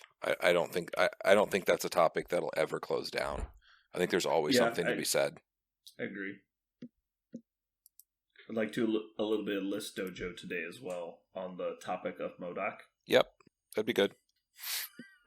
I'm Aaron's interested. Very happy. Don't worry, Aaron. We can throw some dojo in with your Hulk. I don't know. I'm not a fan of listening to people do list dojos, but I'm probably on the in the minority there.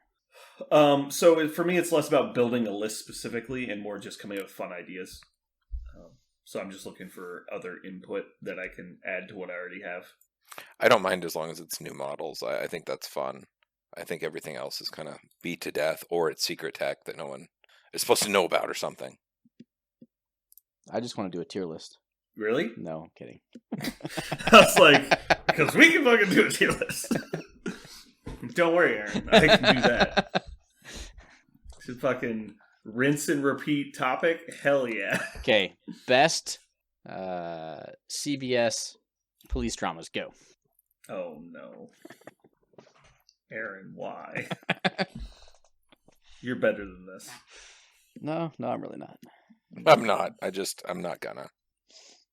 I see, by the way, it looks like you've chosen to watch Picard instead of Battlestar Galactica. I've chosen not to purchase a new streaming service. That's correct. Mm. I have painted a shit ton in the past week. I finished Ooh.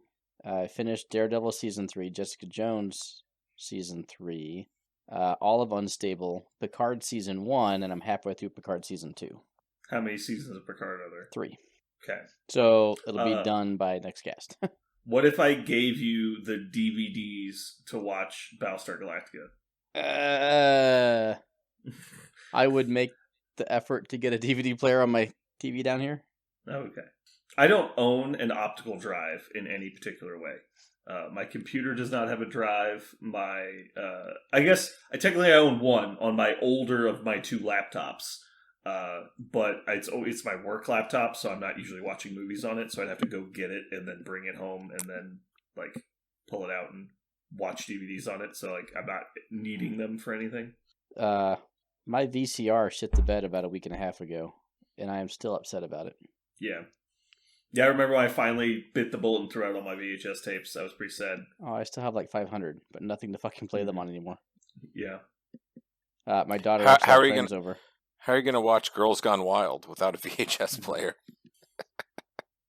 I wish I had a Woody come back, but I don't. Yeah.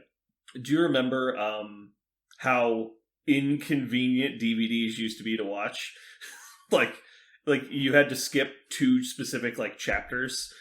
Yeah. Like when they first came out, and like the menus were the worst. Like, oh my god. Just skip past the preview, get to the menu. Or function unable, or whatever the fuck would come up with. Like, god damn it.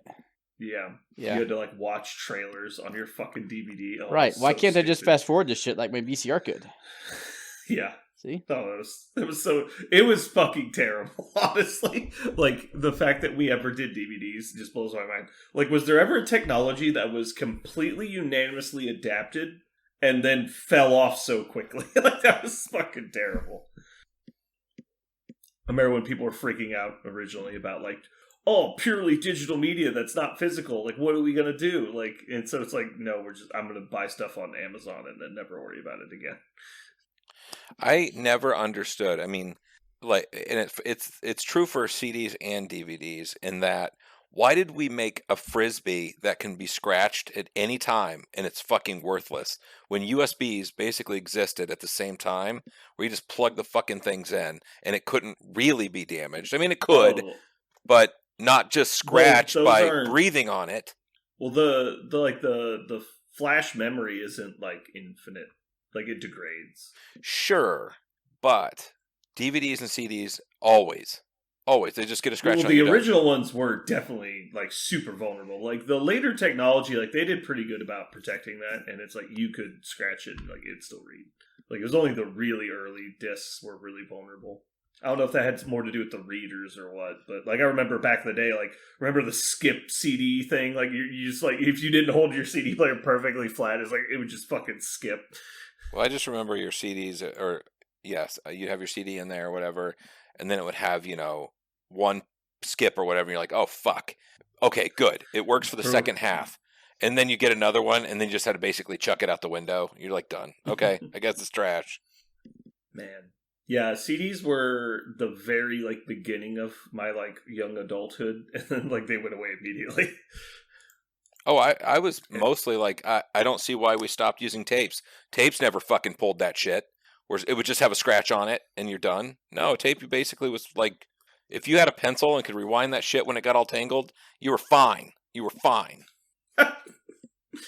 I don't think I've ever owned a tape that I actually played. I've owned tapes, but like I never played them. Like it was like inherited. Shit. Only for historical documentation you had. Yeah, a tape. basically. I had a record player for like a year, and I listened to like 3 records on it. But like I've never had a cassette player that I can recall. I used floppy disks. I used a lot of floppy disks, but I never did tapes. It was like I was too young to own them until I wasn't, and then it was like we already had CDs. You haven't lived until you've installed King's Quest 6 on 27 floppies. Like you just haven't lived. Or Baldur's Gate, that was like 2 gigs before gigs were a thing, and it literally was like 12 CDs big. You're like, please. No, don't I remember how painful scratch. it was because there was there was no standardization back in the day for video games. Yeah. And so it was just like, you just have to know, like, what this fucking serial numbers and shit on the back of the requirements were. Like, like, I don't know. Do I have that? I don't know. Do I have that? Is a Dell 6 gigs of memory? I don't know. Like I didn't know what the fuck any of that shit meant. So, like, I would just go buy, like, Lord of the Rings, the RPG on disc, and you'd have to install the 8 discs onto your computer, delete everything else on the computer, including fucking Microsoft Word, to get it to fit. And then you go to run it and it just crashes. You're like, no! Yep. It won't run it. So your options are throw it away or upgrade your computer because they won't return it. I'm like, did I just buy a game that cost me $1,000? Yep. Oh, man. All right, we better get into it. We wasted a lot of time. You wasted the time. I never said, well, the royal we. Oh. All right. Dun dun dun. Aaron, I don't know if you want to tell the story of your Blood Bowl opponent. I don't know if that's something you want to put on the podcast. Sure. Probably not. I don't give a shit. Okay. But it just, I was going to tell the story that this is going to be a really awkward episode title if something's actually wrong and Parker's actually missing. Yeah, I was like, oh, that. No, I don't want to talk about that story. Okay, sorry. that's fine. We no, won't talk. no. Thought you meant like the one I had at the Chicago Cup, who told me you wanted to at least, if he's going to lose, it should be to a decent coach. Oh, no, not that guy. That guy's a legend, though. I like that guy. Yeah.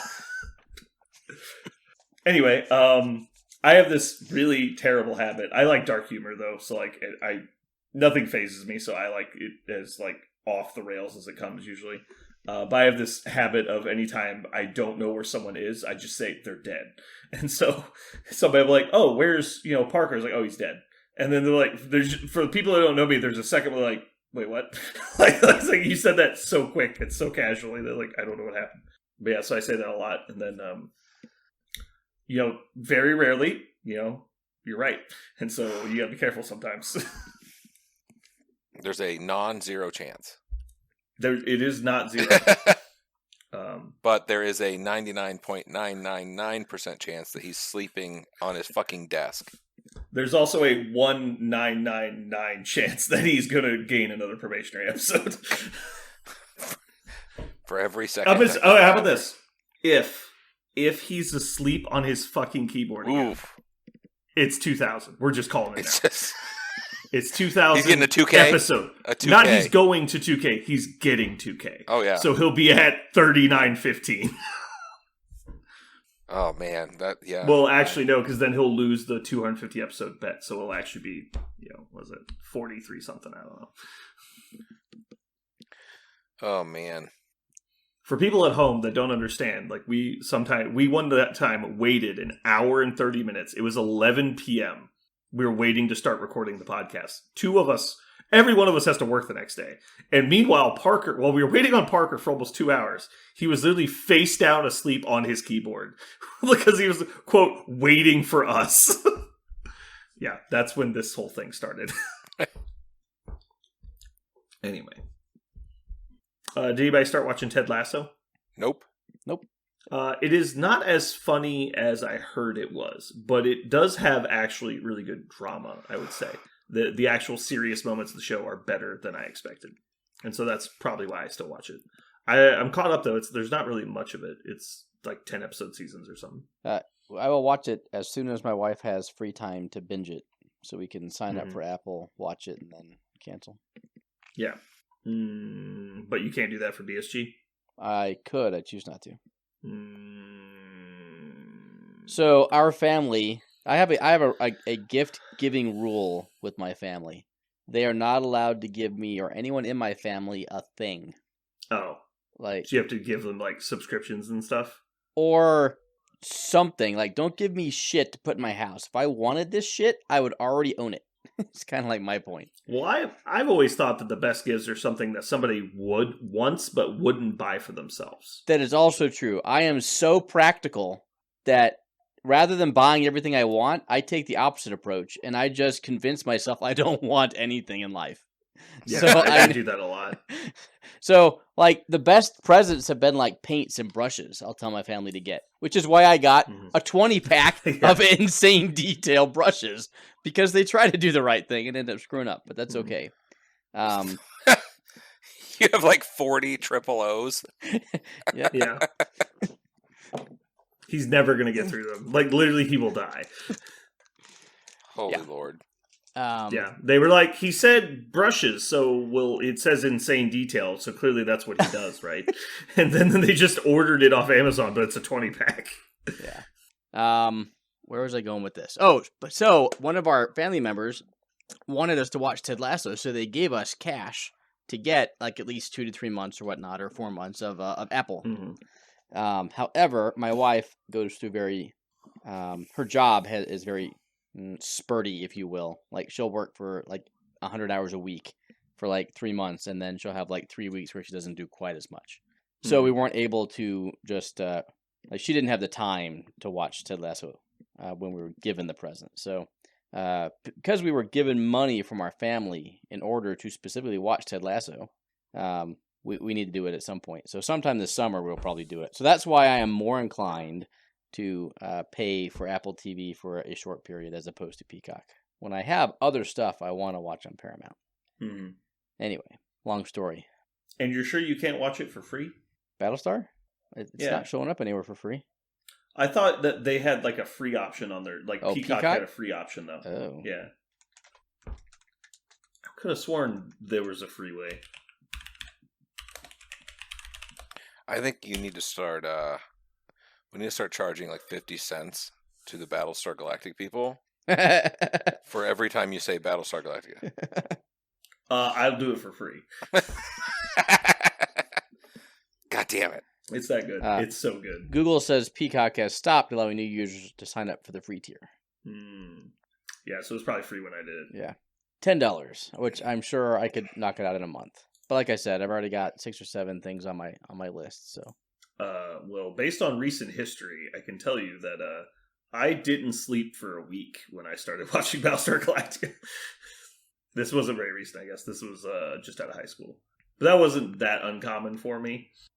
The other problem is Yeah, I only have 8 models left to paint, period, in my entire collection. And that means my TV watching will end for a while until I get new models. Mm-hmm. I doubt I'm just going to sit on the couch and watch anything like all day long. Well, not the crap you usually watch, no. Ouch. Hey, you watched Jessica Jones Season 3. That was actually pretty bad. You said that both Daredevil and Jessica Jones Season 3 were good. I will disagree with you. I didn't say they were good. I said they weren't terrible. They were one of the worst seasons. Some of the worst Jessica seasons. Jones Season 1 is good. Season 3 is watchable, I would say. I think is the term I would use. 2 is the best. Really? Okay. We strongly disagree then. I didn't like the whole... Wasn't Season 2 her mom? Yeah. That was so weird. But it was at least like superhero shit. Like the whole Daredevil and Jessica Jones Season 3, they were just them against some like random dude. Yeah, they're street level heroes.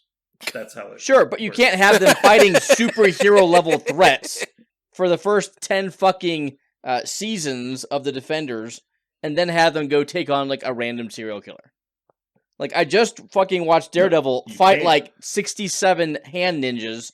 Now he can't even take out a bank teller. So yeah, I had some issues there. Mm-hmm. It says here that Peacock's only $5. Yeah, I am not going to watch ads. Oh, it's the $5 for ads? Yeah, not going to happen. All right, I'm just going to give you the DVDs. You watch the DVDs, and then we'll talk. Okay. But yeah, I remember when a friend of mine let me borrow his DVD set for Season 1. He was like, yeah, just make sure you watch the miniseries before the actual TV show. There's 2 miniseries episodes, and then the show starts. And they're like prequels that like set up the show. Because the show just literally million miles an hour jumps right into it. And you're just like, whoa, what is that? Who are these people? And you're like, shit's exploding. It's crazy. But I like to watch the miniseries first. So I was like, okay, I'll pop this in. And like, it was after game night. We just played War Machine. He gives me a DVD set after playing War Machine. I get home. It's like 10:30. I'm like, oh yeah, I can watch 2 episodes easy. So I put in the first one. They're 90-minute episodes because they're mini movies. Sure. And I was like, oh, So I watched those two, and it's like 3 a.m. I'm like, well, I'm not stopping now. So I watched like 5 more episodes and just went straight to work. And then I did that till Saturday. And then I watched a lot of episodes over the weekend. Yeah, and then after you watch them, you can give them to Jeremy, and Jeremy can watch them. I don't have a DVD player. God damn it. It's okay, you guys can share a Peacock membership. Or I'll send you a link and you can watch it. I have Peacock. Oh, Scott! Stab you to death. I've been talking about this for weeks. No, it's not that I don't have access. It's just that I just don't give a shit. Jeremy, when you get to the store tomorrow, watch your back, because I'm going to run you over in the parking lot. You'll know where I am because I'll be putting up flyers of a missing Parker. That's true. He still hasn't messaged me back. I don't know what's going He's on. asleep. There's no way you're he's gonna not have to edit asleep. the title and Jeremy's comments in about 48 hours. Why would I do that? When he really is missing. Well, no, this is to get the word out that he's missing. Yeah. This is going to reach more people than a flyer. Not really. Nobody listens. Actually, that reminds me. I almost totally forgot. I have an announcement. I'm ready. Okay, that took way too long. Oh, wow. It's gone up. So, we have broken 18,000 listens. Oh, man. And since I'm not that good with math, I'm going to go with that's more than 10 per episode. That's probably at least 20. Nice. I'm pretty excited. That's a lot. Our official audience size is over 200, according to the website. There you go. I like that. This is the number of different devices that have downloaded or streamed your episode in the last 7 days. So in the last week, we have more than 200 listeners. Ooh. Hell yeah. Good job, listeners. I'm talking to you specifically, not the listeners as a whole, but you right now that can hear my voice through your device. I'm talking to you specifically, just you, nobody else. Also talking to Parker. Shut up. Good job. Also, Parker's dead. Speaking of getting the word out, I have About his death. no, different topic, Oh. but getting the word. I told you I like dark humor. Yeah. Talking about all these dead people is so funny. No, I've just tried new snacks. Trying to lose a little weight. Dried grapes. Pretty fucking good. So I've tried You to mean get the a whole. raisin? I've tried to get the whole family on board. Started a whole campaign about how good these dried grapes are. I'm going to call it Raisin Awareness. I was waiting for it to get there. Jesus Christ. What the fuck is wrong with you? Why are we doing this in multiple people? God. All right. I would remove a episode from Parker's tally for you telling a dad joke, but I think he deserves it at this point. Yeah. The thing I really think is the most frustrating part of this whole situation, how is Parker going to know what we talked about this week for next week? He's going to just lose all continuity completely. Like, it'd just be impossible for him to get, like, just know what we talked about. Right? Right. Mm-hmm. Okay. John, listening at home, you should get with me and we'll figure out a punishment for Parker that you think is fair. John seems to think I'm just this evil tyrant that just hands out these probationary episodes for no reason. No, he earns them. 100%. He 100% earns them. Oh, yeah. John doesn't have to sit here and put up with Parker for 3 hours a week. Or sometimes no hours a week. That's true. Sometimes no hours a week. Sometimes none hours at all. My favorite hours are the ones where we're watching the screen and we're like, this motherfucker's sleeping. It's just down on the desk. Like, there's no way he's fucking asleep. And I'm like messaging him in Discord, like directly pinging him. He's not moving. I'm just like, I call his phone, doesn't move. I'm like, is he dead? Like, is he just laying on his fucking? He had a stroke and fell down on his desk. Then you got to How swat is he him. going to stop You his have to swat recording? him at that point. Mm-hmm. Just swat him. God, that'd be so weird. Oh, here he goes. Here. He's waking up. The guys with the guns are coming. That would be amazing because I could actually record the 911 calls. Oh my like, God. The first 911 call is, hello 911, what's your emergency? It's like, hi, I'm doing a podcast. My friend the other line is asleep. I need you to send someone to his house to knock on his door to wake up his wife so she can go down and wake him up. And like, sir, this is 911. We can stop calling. And so he hangs up, waits 5 seconds, calls back. Yeah, I know someone who's probably going to blow up a building. Like, his dress is this. I would, while they were en route, I would turn on the screen capture so I could record his Discord camera while he gets swatted. Oh god, that'd be fucking amazing. I'm certain our viewers. There's no way I would get in trouble for that because I would also be in the screen capture talking about how I did this. Good thing that you operate out of Sweden. Yeah, everyone knows I live in Denmark. We've talked about Denmark so much. Speaking of Sweden, there are 5 Swedish teams at the WTC. Yeah, how does that work? Seems like a lot. Yeah, that seems unfair. You have 25. Based on... I couldn't imagine there was 25 players. Well, it's because there were no controls on who could buy tickets, so... But there's conveniently only 3 U.S. teams? Yes, there are only 3 U.S. teams. Is that... And 0 from a lot of other countries. So they either hadn't signed up yet, or that it's going to be a weird distribution. Well, I mean, most countries don't play MCP, I think. What? I've seen... No, there's plenty of people in all countries. No, I think it's a worldwide game. I'm just saying, like, people that play at a tournament level that want to go to the... Like, it's pretty common for countries to not have WTC teams. Like, Europe is pretty heavily saturated, but, like, not every country is going to go to WTC. There's, like, 250-something countries, right? Sure, but I just meant, like, most European countries, let's call it that. Most European, Australia, North America. Yeah, no, like, for sure, those are pretty common. But I don't 190, think those are super common. There's 195 countries, and I think the average turnout for WTC is, like, 200, but most countries have 2. Like, there's definitely countries that don't go to WTC. That's all I was saying.